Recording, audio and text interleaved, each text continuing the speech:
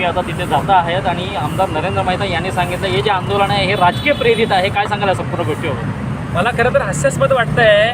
म्हणजे एकीकडे शिवसेना एकनाथ शिंदे यांचे जे कार्यकर्ते आहेत किंवा आमचे माननीय मंत्री महोदय हे म्हणतात की मी भाजपसोबत काम करतो, एकीकडे भाजप म्हणतात की आम्ही त्यांच्यासोबत काम करतो. अहो आम्हाला ठरवू दे आम्ही कोणत्यासोबत काम करतो. मी या मराठी मातीचा भूमिपुत्र आहे, माझ्या धामण्यामध्ये मराठी रक्त वाहते आणि माझं या मराठीसाठी जीव द्यायला पण मी तयार आहे. तुम्ही जे राजकीय लोक आहात ना, तुम्ही हे राजकारण करत बसा आणि हे शहरं आपल्या हातातून निघून जातात, त्याचं मात्र तुम्हाला काही घेणं देणं नाही आहे.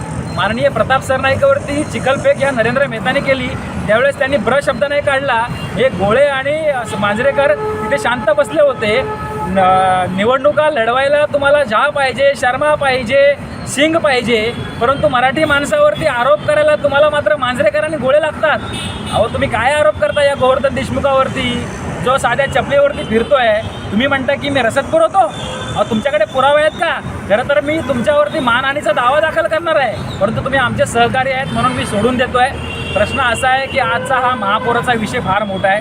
मराठी महापौर झाला पाहिजे आणि मराठी महापौर जर नरेंद्र मेहता करत नसेल तर दुसरा मोरारजी म्हणून आम्ही त्याला घोषित करतोय.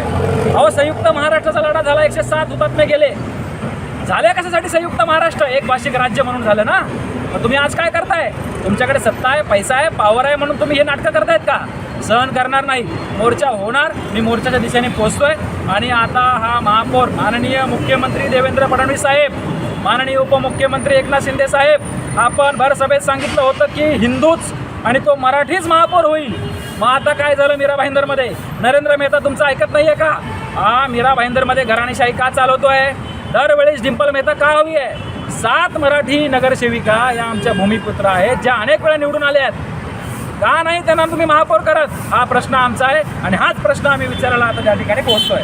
काल शिवसेनेच्या पदाधिकाऱ्यांनी सांगितलं होतं की मतदान नगरसेवक करणार आहे, तर 37 मराठी नगरसेवक भाजपाचे आहेत, त्यांच्याशी आपलं काय बोलणं झालं आहे का?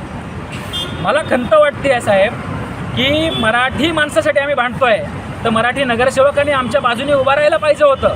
आज ध्रुव किशोर पाटील हे उपमहापौर झाले. सर्वात प्रथम मी ध्रुव किशोर पाटीलचं नाव घेणारा व्यक्ती आहे. आज ध्रुव किशोर पाटीलला या ठिकाणी उपमहापौर केलं, अन्यथा सिंग किंवा शर्मा किंवा पांडे किंवा कोणीही उपमहापौर झालं असतं. परंतु आज मराठी महापौराची लढाई आम्ही लढतोय, तर तुम्ही सर्वांनी आमच्या बाजूने उभा राहायला पाहिजे. ह्या सभागृहामध्ये तुम्ही उठाव केला पाहिजे. 46 मराठी नगरसेवक आहेत आणि सोबत शिवसेनेचे आणि काँग्रेसचे लोक घेऊन तुम्ही मराठी महापौर केला पाहिजे. परंतु आमचं म्हणणं आहे की देवेंद्र फडणवीस यांनी आता या नरेंद्र मेहताला फोन करावा आणि याला सांगावं की तू बाबा हे शहरामध्ये काय वातावरण बिघडवतं आहे, या राज्यामध्ये तुम्हाला दुसरा संयुक्त महाराष्ट्र लढा उभा करायचा आहे.